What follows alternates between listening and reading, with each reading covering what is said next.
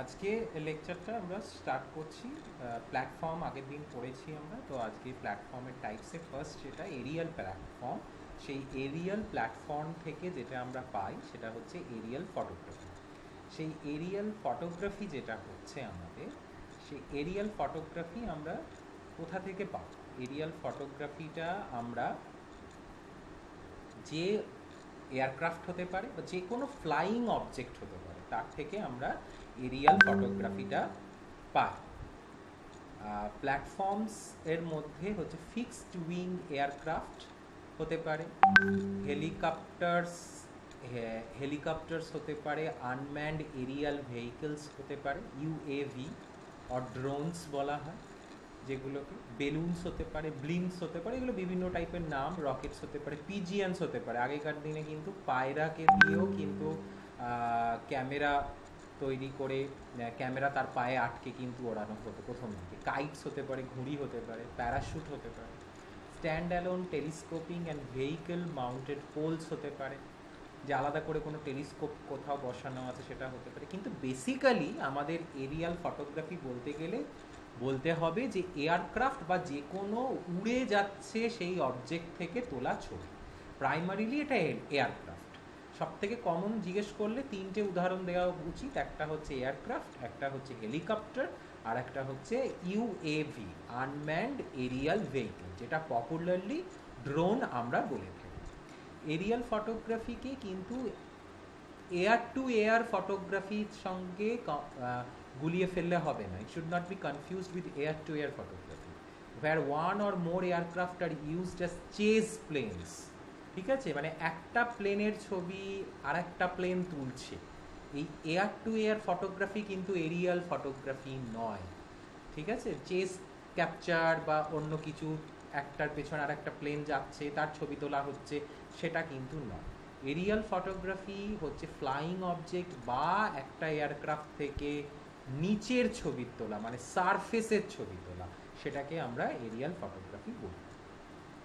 Next যেটা আমরা আসছি সেটা হচ্ছে টাইপস অফ এয়ার ফটোস। ঠিক আছে, কি কি টাইপসের আমাদের এয়ার ফটোস আছে? Types of air photos basically আমরা প্রথম যেটা পড়বো সেটা হচ্ছে অবলিক ফটোগ্রাফস।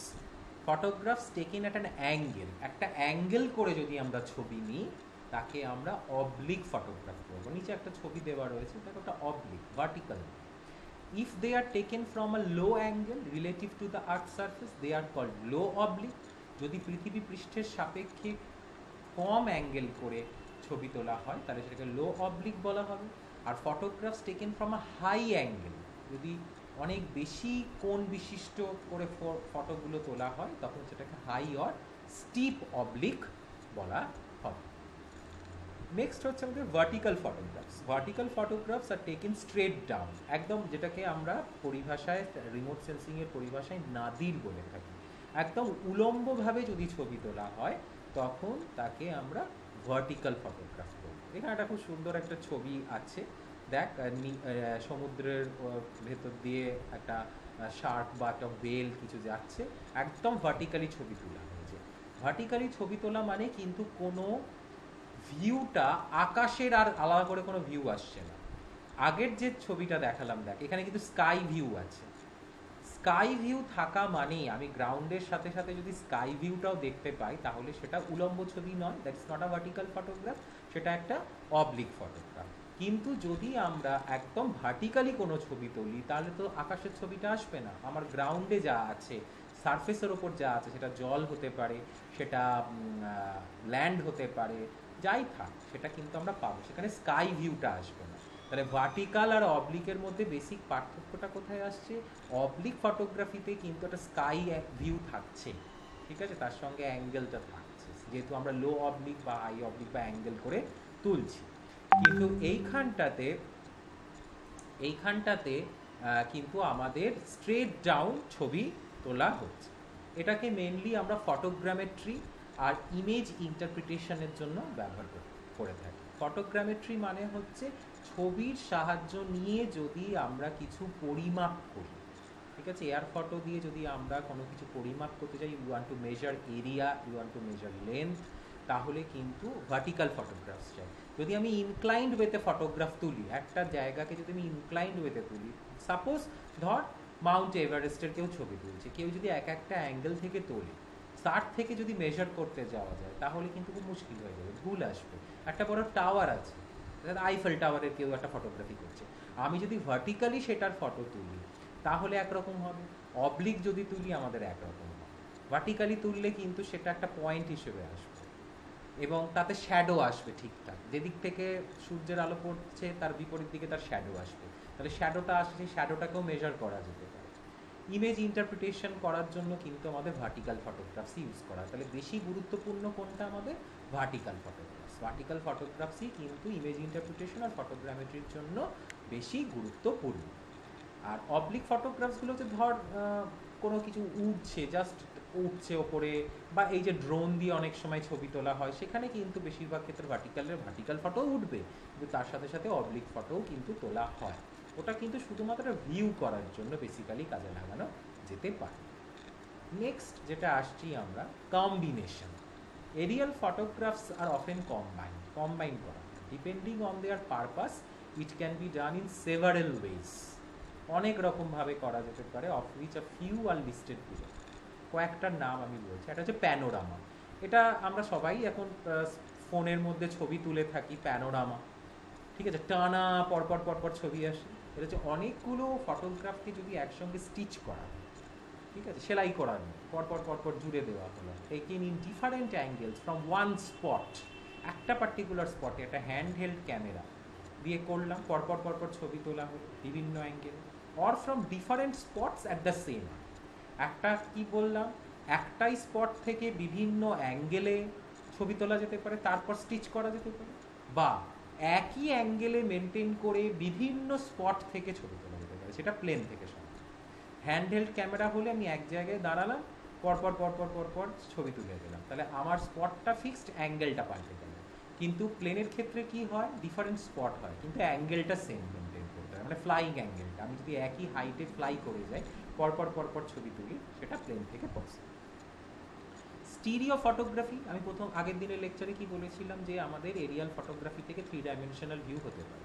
স্টিরিও ফটোগ্রাফি যে techniques allow for the creation of 3D images from several photographs of the same area taken from different spots, বিভিন্ন স্পট থেকে আমরা নিতে পারি 3D ইমেজেস, পরপর পরপর ছবি আসলে তার মধ্যে তুমি ওভারল্যাপ করে ছবি নিতে পারো, মানে একটা অংশ তুললাম, একটা জায়গার আমি ফুল ছবি তুললাম, পরের যে ছবিটা তুললাম তার মধ্যে আমার আগের জায়গাটার 60% কমন রইবে, তবেই আমি কিন্তু 3 ডাইমেনশনাল ভিউ দেখাতে পারবো। 60% মিনিমাম ওভারল্যাপ রাখতে হবে।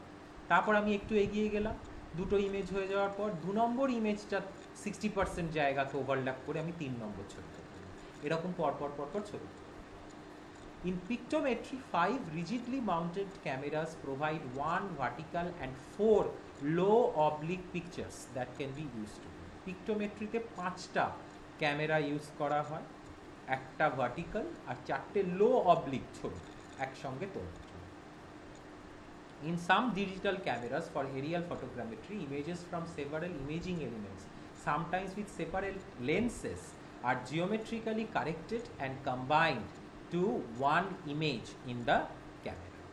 তাহলে এদেরকে আমরা জিওমেট্রিক্যালি কানেক্ট করতে পারি আলাদা আলাদা ক্ষেত্রে, কিন্তু বেসিক্যালি যেটা মনে রাখতে হবে তোদেরকে সেটা হচ্ছে এয়ার ফটোর মধ্যে বেসিক্যালি দুটো টাইপ, একটা ভার্টিক্যাল একটা অবলিক, অবলিকের আবার দুটো টাইপ, একটা লো অবলিক একটা হাই অবলিক, এইটুকু মনে রাখতেই হবে।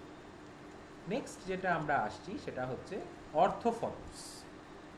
অর্থোফটোস হচ্ছে ভার্টিক্যাল ফটোগ্রাফস দিয়েই কিন্তু এই অর্থোফটোস তৈরি করা হয়, যেগুলোকে অর্থোফটো ম্যাপসও আমরা বলতে পারি। Photographs which have been geometrically corrected so as to be usable as a map, আমি এদের জ্যামিতিকভাবে এদের কারেকশন করে দেবো যাতে এদেরকে ম্যাপ হিসেবে আমরা ব্যবহার করতে পারি। তাহলে অর্থোফটো জিনিসটা কি? Is a simulation of a photograph taken from an infinite distance looking straight down to Nadir. কি বলতে চাইছে তাহলে? অর্থোফটো হচ্ছে একটা ফটোগ্রাফ যেটা অনেক দূর থেকে তোলা হয়, একদম ভার্টিক্যালি নিচের দিকে, straight down to Nadir. Nadir মানে হচ্ছে যে পয়েন্ট থেকে আমরা ছবিটা তুলছি তার থেকে ঠিক ভার্টিক্যালি ডাউন যদি আমরা দেখি তখন সেটাকে আমরা বলছি নাদির। যেরকম আর্থকোয়েকের ক্ষেত্রে সিসমিক ফোকাসে ঠিক উলম্বভাবে যে বিন্দুটা ভূপৃষ্ঠের ওপর থাকে যেটাকে আমরা কি বলে থাকি এপিসেন্টার, সেরকম আমরা যদি আকাশ থেকে কোনো ছবি তুলি ভার্টিক্যালি তার থেকে নিচে যে পয়েন্টটা আসছে সেই পয়েন্টটাকে আমরা বলছি Nadir. Orthophotos are commonly used in geographic information systems such as are used by mapping agencies. Ordnance survey এগুলো করা হয় ম্যাপস তৈরি করার জন্য। Large sets of orthophotos typically derived from multiple sources are divided into tiles. ছোট ছোট tiles হয় 256 into 256 pixels. তোরা সবাই যদি গুগল আর্থের ম্যাপ খুলে থাকিস তাহলে বুঝতে পারবি এক একটা টাইল, অনেকগুলো টাইলকে মার্জ করে দেওয়া হয়েছে।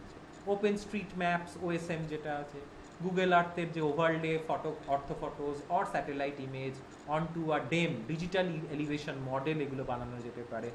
গুগল আর্থ ফ্রিলি ডাউনলোডেবল, খুলে you can explore. Google Earth is wonderful, মানে দারুণ তুই ইমেজেস পেয়ে যাবি এখান থেকে আর প্রচুর মানে ডিটেলস রেজলিউশন দেখতে পাওয়া যায়। এটা গেল আমাদের এরিয়াল ফটোগ্রাফির পার্ট। নেক্সট যেটা আমরা আসি হচ্ছে স্যাটেলাইট। স্যাটেলাইট মোটামুটি এরকম টাইপের দেখতে হয়। স্যাটেলাইট আমরা জানি কৃত্রিম উপগ্রহ। এখানে কৃত্রিম উপগ্রহ আগে আমি স্পেসিফাই করে দিয়েছি বলে বারবার আর্টিফিশিয়াল কথাটা এখানে লিখছি না স্লাইডে। এই জায়গাটাতে আমরা কি দেখতে পাচ্ছি, দেখ দুটো উইংস রয়েছে, কারসারটি দেখাচ্ছে যে দুটো উইংস রয়েছে। এই দুটো উইংসে সোলার প্যানেল লাগানো আছে। এই সোলার প্যানেলগুলো হিট এনার্জিটা নিয়ে এর এনার্জিটা পায়।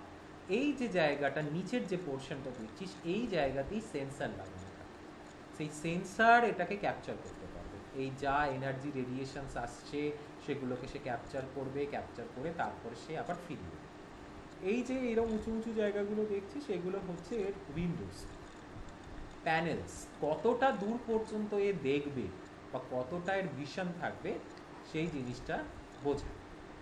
এবার আমরা যেরকম টাইপস অফ এরিয়াল ফটোগ্রাফস পড়েছি, কিন্তু সেই টাইপস অফ এরিয়াল ফটোগ্রাফস থেকে আমরা যে ফটোগ্রাফিগুলো পেয়েছি, কিন্তু আমাদের এখানে যেটা দেখতে হবে যে স্যাটেলাইটসগুলোর আগে কী কী টাইপস আছে, স্যাটেলাইট কী টাইপ আছে তার উপর ভিত্তি করে আমাকে কী ধরনের ইমেজ সে দেয় আর কী দেয়, কী পাই।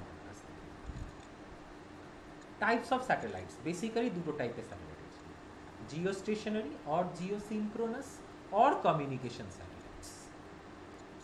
আর একটা হচ্ছে polar orbit or sun synchronous or remote sensing satellite. এরকম অল্টারনেটিভ এই নামগুলো রয়েছে।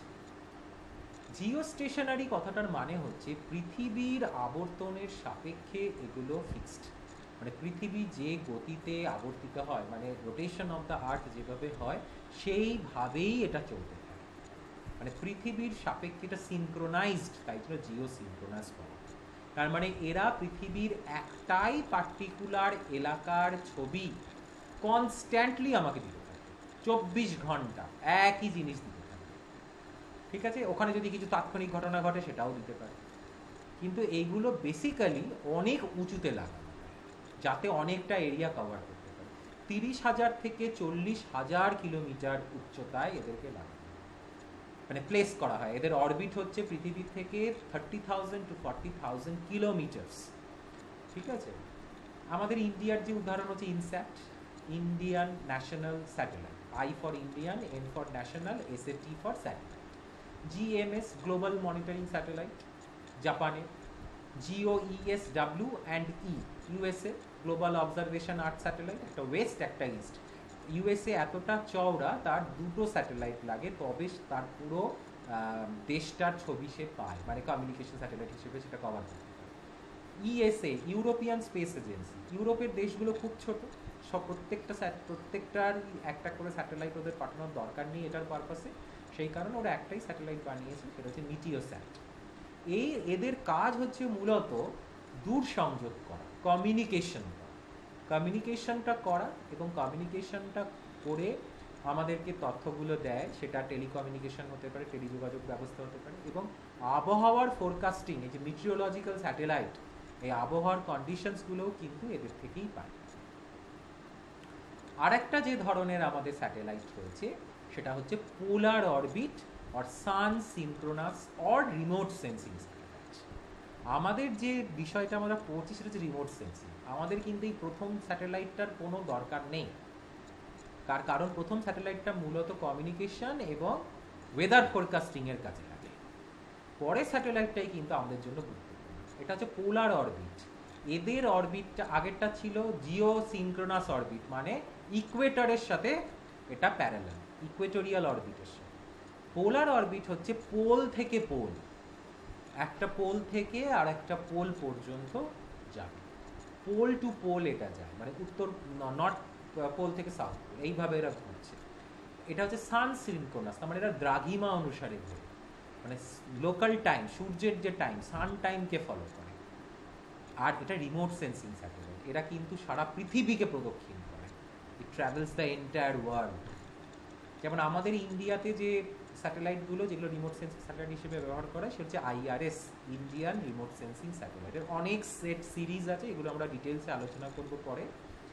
ফ্রান্সের আছে স্পট, মনে করে দেখ আমি প্রথম আগের লেকচারে স্পটের কথা বলেছি, স্পট কিন্তু 3D ইমেজের দেয়, 3D ইমেজ আমাদের পাঠায়। এটা একটা বড় নাম আছে, satellite for observation de la টেরে, স্পটের একটা বিরাট বড় ফুল ফর্ম আছে। MOS, এটাও হচ্ছে আমাদের জাপানের একটা স্যাটেলাইট, সেটাও remote sensing satellite. Remote sensing satellite কিন্তু পৃথিবীতে প্রত্যেকটা দেশেরই, উন্নত দেশ যেগুলো বা আমাদের মতো যে দেশ যারা স্পেস টেকনোলজিতে ইন্ডিয়া কিন্তু যথেষ্ট অগ্রণী, অনেক অ্যাডভান্সড ইন্ডিয়া, তো সেই দেশগুলোরই কিন্তু আমাদের রিমোট সেন্সিং স্যাটেলাইট কিন্তু আছে। নেক্সট এটা হচ্ছে জিও স্টেশনারি অরবিট। দেখ পৃথিবীর এই পার্টিকুলার জায়গাটার এইটা, তাহলে এও যখন পৃথিবী ঘুরছে এটাও ঘুরবে, ঠিক আছে, পৃথিবী ঘুরছে এটাও ঘুরছে। আপাতত আমি রেকর্ডিং করছি বলে অ্যানিমেশনটা চলছে না, আমি পিপিটিতে অ্যানিমেশনটা দেখাবো যখন পিপিটিটা আবার খুলবে। নেক্সট যেটা দেখ, এইটাতে একসঙ্গে দুটো বুঝতে পারছিস, একটাকে জিও সিনক্রোনাস, একটা হচ্ছে সান সিনক্রোনাস। জিও সিনক্রোনাসকে আমরা ছোট করে ডাকছি জিও। দেখ 22,000 মাইল উচ্চতা, তার মানে 30,000 থেকে 40,000 কিলোমিটার হাই, অনেকটা জায়গা জুড়ে ছবি তুলতে পারে। আর লিও, লো আর্থ অরবিট, আমাদের যে সানসিনক্রোনাস স্যাটেলাইট বা রিমোট সেন্সিং স্যাটেলাইট, এগুলো পৃথিবীর সারফেস থেকে 600 থেকে 900 কিলোমিটার, 600 to 900 কিলোমিটার উচ্চতাতে এরা ফ্লাই করে, তাই জন্য এটাকে ছোট করে লিও বলা হয়, লো আর্থ অরবিট। এরকম করে তারা ট্রাভেল করছে পৃথিবীতে, ঠিক আছে। এবার এই হচ্ছে নেটওয়ার্ক, স্যাটেলাইটের একটা নেটওয়ার্ক কাজ করে, যেরকম আমাদের রাস্তাতে গাড়ি ঘোড়া চলে সেই রকমই স্যাটেলাইটেরও নেটওয়ার্ক আছে। এবং আমাদের একটা ইন্টারন্যাশনাল স্যাটেলাইট অর্গানাইজেশন আছে, তাদের কাছে পারমিশন নিতে হয় যে কোথায় কোন অরবিটে স্যাটেলাইট আমরা ছাড়তে পারি। যেরকম ট্রাফিক জ্যাম হয়, স্যাটেলাইটেরও তো মুভমেন্টের জায়গায় যদি আমরা ভুলভাল জায়গাতে প্লেস করে দিই স্যাটেলাইট, তখন একটা স্যাটেলাইটের সঙ্গে কিন্তু তার কক্ষপথ যদি ম্যাচ করে যায় তাহলে তো মুশকিল হয়ে যাবে, এরকম ধাক্কা খেয়ে যেতে পারে, ডিস্টারবেন্স হবে। সেই কারণে নেটওয়ার্কিং একটা জায়গা আছে যারা এগুলোকে মেনটেন করে। এইভাবে স্যাটেলাইট দেখ, অনেকগুলো স্যাটেলাইট দূরে দূরে, তারা কিন্তু বিভিন্ন জায়গা থেকে এরকম সিগন্যালস পাচ্ছে কি সিগন্যালস দিচ্ছে, দিয়ে কালেক্ট করছে। যে সার্কুলার প্যাচেস যে জায়গাগুলো দেখছি এগুলো হচ্ছে তাদের বিভিন্ন অবজারভেশন ফিল্ডস। তো স্যাটেলাইটের মধ্যে থাকেটা কি যে সে এই ছবিটা তুলতে পারে, থাকে হচ্ছে সেন্সার। সেন্সার থাকে, সেই সেন্সারটা কি, সেন্সার আসলে কি, it is a device for recording information through reflected or emitted light from various objects. Sensor হচ্ছে এক ধরনের যন্ত্র যেটা কি করছে, যে বিভিন্ন যে আমাদের অবজেক্টস আছে সেই অবজেক্ট থেকে যে প্রতিফলন বা নিঃসরণ দুটোই হতে পারে, রিফ্লেক্টেড অর এমিটেড, ঠিক আছে, সেটাকে সে যাতে ক্যাপচার করে। এটার উপর ভিত্তি করে দেয়ার আর টু টাইপস অফ সেন্সার্স, একটাকে আমরা বলছি অ্যাক্টিভ সেন্সার, একটাকে বলছি প্যাসিভ সেন্সার। অ্যাক্টিভ সেন্সার কি করে, active sensor sends a beam of light onto the object and detects reflected energy.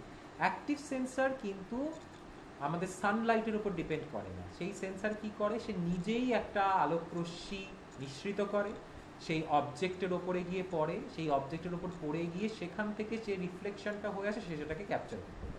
তাহলে অ্যাক্টিভ সেন্সার কিন্তু দিনের বেলাতেই কাজ করবে এরকম কোনো ব্যাপার নেই, অ্যাক্টিভ সেন্সার কিন্তু সবসময় কাজ করতে পারে, মেঘের ভেতর দিয়েও কিন্তু তার তরঙ্গকে সে প্রবেশ করিয়ে দিতে পারে।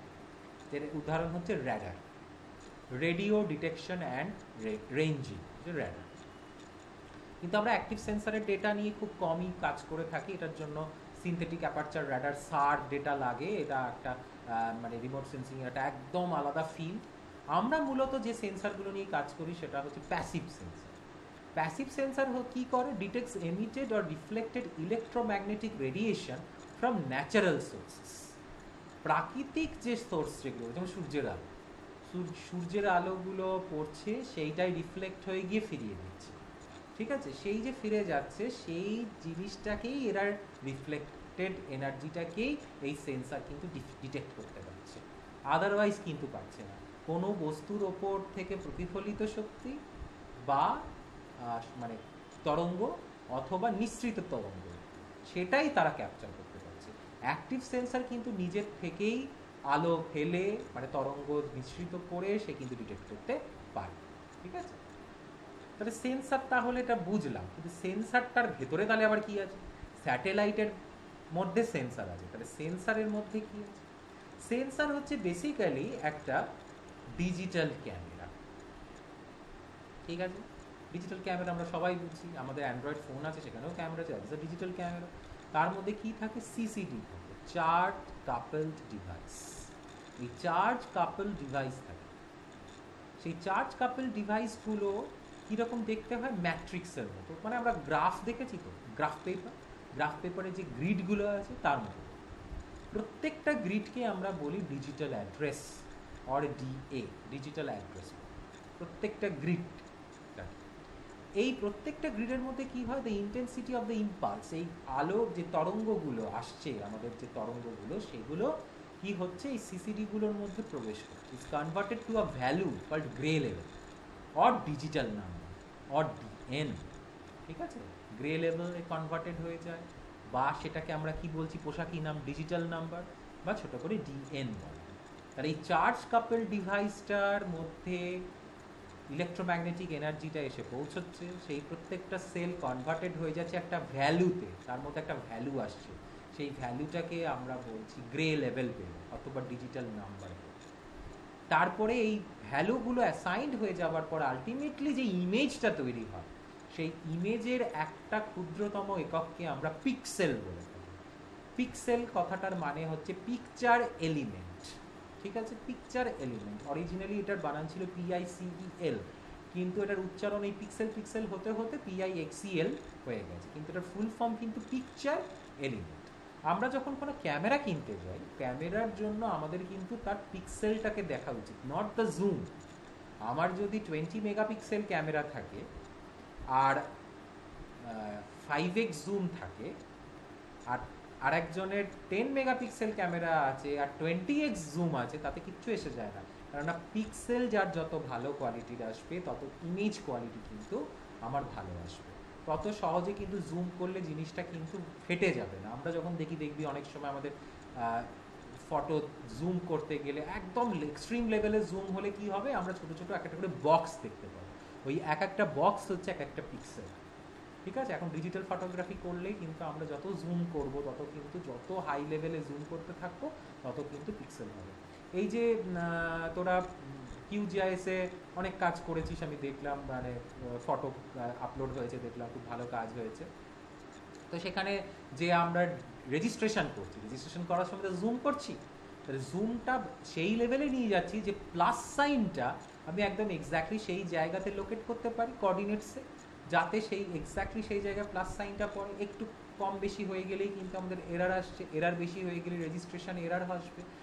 যত রেজিস্ট্রেশন এরার আসবে, পরবর্তীকালে আমরা যেরকম মেজারমেন্টস নেবো, মাপ যোগ করতে চাইবো, বা পলিগন ডিজিটাইজেশন তোরা করছিস, সেই পলিগন ডিজিটাইজেশন করে তাদের যে এরিয়া সব আলাদা আসবে, এক একজনের এক এক রকম চলে আসবে সেই এরিয়াগুলো। সেই কারণে আমরা জুম লেভেলটা করে থাকি। সেইখানেও তাই, আমার ক্যামেরাতে যদি আমি খুব বেশি জুম করেও আমার যতটা দেরিতে পিক্সেল ব্রেক করবে ততটাই আমার ক্যামেরার কোয়ালিটি ভালো হবে। তাহলে সেন্সারের ক্ষেত্রেও তাই। এরপরে সেন্সারের আমরা ডিটেলস, তাদের প্রপার্টি আলোচনা করব নেক্সট লেকচারে, কিন্তু সেন্সার বেসিক্যালি একটা ডিজিটাল ক্যামেরার মতোই কাজ করে। আচ্ছা, নেক্সট যেটা, এই যে সেন্সার তাহলে কি পাচ্ছে?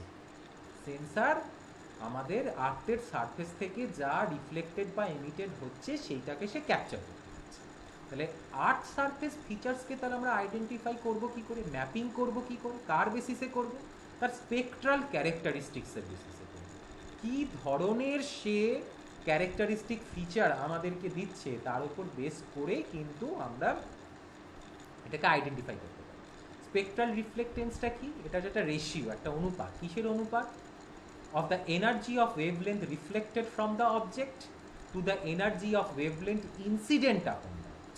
তাহলে আমাদের নিউমারেটর বা লবের মধ্যে কি রাখতে বলছে? যে পরিমাণ তরঙ্গটা প্রতিফলিত করছে সেই বস্তুটা, সেটা উপরে রাখা হচ্ছে। আর নিচে কি রাখা হচ্ছে? কতটা পরিমাণ এনার্জি তার উপর পতিত হয়েছে। তাহলে নিচে হচ্ছে ইনসিডেন্ট এনার্জি, ওপরে হচ্ছে রিফ্লেক্টেড এনার্জি। এই দুটোর অনুপাত করে যেটা আমরা পাবো সেটা হচ্ছে স্পেকট্রাল রিফ্লেক্টেন্স। আদর্শ ক্ষেত্রে কি হতে পারে? এটার রেঞ্জ কত হতে পারে? 0 থেকে 1। 0 মানে হচ্ছে কোনো কিছুই আমি ফেরত পাইনি, তাহলে সবটাই যতটা পড়েছিল ততটাই অ্যাবজর্ব করে নিয়েছে, তাহলে ওপরটা 0। তাহলে সেটা হচ্ছে ব্ল্যাক বডি, কৃষ্ণ বস্তু। ভালো করে মনে করে দেখ, ক্লাইমেটোলজিতে আমরা পড়েছিলাম body is a black body, যে সব কিছু অ্যাবজর্ব করে নিতে পারে খুব ভালো করে, আর এমিটও করতে পারে। এটা ছিল ব্ল্যাক বডি। তাহলে কোনো বস্তু যদি সব কিছু অ্যাবজর্ব করে নেয়, আইডিয়ালি 0 ভ্যালু আমরা পাই না, আবার একদম 1 ভ্যালুটাও পাই। 0 মানে হচ্ছে কমপ্লিট অ্যাবজর্ব করে নিয়েছে এনার্জিটা, 1 মানে হচ্ছে কমপ্লিটলি রিফ্লেক্ট করে দিয়েছে, কিছুই অ্যাবজর্ব করে। তাহলে এটাকে যদি আমি পার্সেন্টেজে কনভার্ট করি তাহলে 0 থেকে 100%-এ আসবে। নেক্সট যেটা আমরা দেখবো এটা হচ্ছে একটা গ্রাফিক্যাল রিপ্রেজেন্টেশন। দেখ, একদিকে রিফ্লেক্টেন্স, একদিকে ওয়েভলেন্থ। এই ওয়েভলেন্থটা কিসের? আগের দিন বলেছি এটা হচ্ছে ইলেকট্রোম্যাগনেটিক স্পেকট্রামের ওয়েভলেন্থ। 0.4 থেকে আমরা স্টার্ট করেছি, বলেছিলাম আমি ভিজিবল স্পেকট্রাম থেকে আমরা স্টার্ট করব, দিয়ে আমরা ভিজিবল স্পেকট্রাম 0.7-এর শেষ, তারপরে আমরা ইনফ্রারেড ব্যান্ডটাতে পুরোটা দেখতে পাই। এখানে 3টে প্রধান জিনিস আমরা দেখছি, 3টে প্রধান জিনিস আমি এক্সাম্পল দিয়েছি। একটা হচ্ছে ওয়াটার, সেটা হচ্ছে ক্লিয়ার ওয়াটারের এক্সাম্পল দিয়েছি। একটা হচ্ছে ভেজিটেশন, সেটা হচ্ছে গ্রিন ভেজিটেশন, পুরোপুরি গ্রিন ভেজিটেশন। আর একটা হচ্ছে dry bare soil, grey brown কালারের, গ্রে ব্রাউন কালারের উন্মুক্ত মাটি, উন্মুক্ত শুষ্ক মাটি, এর উপরে কিন্তু কোনো গাছপালা থাকছে। এক্স অ্যাক্সিসে ওয়েভলেন্থ, ওয়াই অ্যাক্সিসে রিফ্লেক্টেন্স। প্রথম দেখ, একদম নিচে যেটা রয়েছে, আমি কারসার নাড়াচ্ছি, এই জায়গাটা, এটা কি? এটা হচ্ছে ওয়াটারকে ইন্ডিকেট করছে, ক্লিয়ার ওয়াটার। ক্লিয়ার ওয়াটার দেখ পুরো ওয়েভলেন্থ অ্যাবজর্ব করে নিচ্ছে, কোনো কিছু রিফ্লেকশন খুব কম, দেখছিস? রিফ্লেক্টেন্স ভেরি লেস, তার মানে ম্যাক্সিমামটাই সে অ্যাবজর্ব করে নেয় যদি সেটা পরিষ্কার জল। নেক্সট দেখ, ভেজিটেশনের ক্ষেত্রে এটা কীরকম দেখতে লাগছে? Peak and valley appearance. কি বললাম? Peak and valley, PEAK, peak and valley, VALLEY, peak and valley representation. তার মানে কি হচ্ছে? উঁচু হচ্ছে, নিচু হচ্ছে, উঁচু হচ্ছে, নিচু হচ্ছে। এটা হচ্ছে পিক, এটা হচ্ছে ভ্যালি, এটা হচ্ছে পিক, এটা হচ্ছে ভ্যালি। দেখ, ভিজিবল রেঞ্জটার মধ্যে কিন্তু এর খুব বেশি রিফ্লেক্টেন্স নেই। দেখ 0.4 থেকে 0.6 পর্যন্ত এর কিন্তু তেমন কিছু রিফ্লেক্টেন্স নেই। তারপরেই 0.6-এর পর থেকেই বেসিক্যালি নিয়ার ইনফ্রারেড যে ব্যান্ডটা, রেড আর নিয়ার ইনফ্রারেড ব্যান্ডটার মধ্যে সব থেকে বেশি রিফ্লেক্টেন্স কাজ করছে। সবুজ উদ্ভিদের মধ্যে ক্লোরোফিল কন্টেন্ট থাকে। আমরা কোনো জিনিসকে সেই রঙকে কেন দেখতে পাই? সেই রঙটা সে সব থেকে বেশি রিফ্লেক্ট করে বলে সেটা আমরা দেখি। ক্লোরোফিল ফ্রেশ যদি আমাদের উদ্ভিদ হয়, ফ্রেশ প্লান্টস যদি হয়, তাদের ক্লোরোফিল কন্টেন্ট বেশি থাকবে, সেগুলো অনেক বেশি গ্রিন দেখাবে, যে প্ল্যান্টের ক্লোরোফিল কন্টেন্ট বেশি আছে। কিন্তু তাদের রিফ্লেকশনটা সব থেকে ভালো আমরা কোন ব্যান্ডে দেখতে পাবো? NIR band, near infrared band, এই জায়গাটাতে আমরা দেখতে পাবো। তারপরে কিন্তু ধীরে ধীরে সেটা কিন্তু কমে যায়। কিন্তু ভিজিবল স্পেকট্রামটাতে, ভিজিবল জায়গাটাতে, যেটা 0.4 থেকে 0.7-এর মধ্যে কিন্তু খুব ভালোভাবে এটা অবজার্ভ করা যাবে না। তাহলে ভেজিটেশনটা আমরা সব থেকে ভালো কোথায় অবজার্ভ করতে পারবো? নিয়ার ইনফ্রারেড ব্যান্ডটার মধ্যে। নেক্সট যেটা আমরা আসছি সেটা হচ্ছে দেখ, dry bare soil, grey brown, এটাকে গ্রে ব্রাউন কালারের সয়েলটা, এটাও কিন্তু ভিজিবল স্পেকট্রামের থেকে কম, তারপর ধীরে ধীরে ধীরে ধীরে বাড়ছে নিয়ার ইনফ্রারেডে, তারপরে এটা কিন্তু স্টেবল হয়ে যাচ্ছে, কোনো চেঞ্জ নেই, একদম পুরো ফিক্সড, এর কোনো রিফ্লেক্টেন্স আর বাড়ছে না। তাহলে নিয়ার ইনফ্রারেডের পর middle infrared, middle to thermal infrared, এই যে পুরো সেকশনটা, মানে ইনফ্রারেড সেকশনটার মধ্যে সেটা কিন্তু পুরো স্টেবল হয়ে যাচ্ছে। ঠিক আছে, মানে কম থেকে বেড়ে কিন্তু ফিক্সড হয়ে যায়। কিন্তু ভেজিটেশনের একটা পিকিউলিয়ারিটি কি আছে দেখ, নিয়ার ইনফ্রারেডের ব্যান্ডটার মধ্যে সব থেকে বেশি রিফ্লেক্টেন্স হবে, তাহলেই আমরা প্রমাণ করতে পারবো এটা হচ্ছে আমাদের গ্রিন ভেজিটেশন। আজকের লেকচারটা এতটা পর্যন্তই থাকবে। নেক্সট দিন আমরা এটার আবার কন্টিনিউ করব, ব্যান্ড কি, তারপরে আমরা দেখব সেন্সারের প্রপার্টিসগুলো কি, সেগুলো আমরা আবার নেক্সট দিন থেকে আলোচনা করব।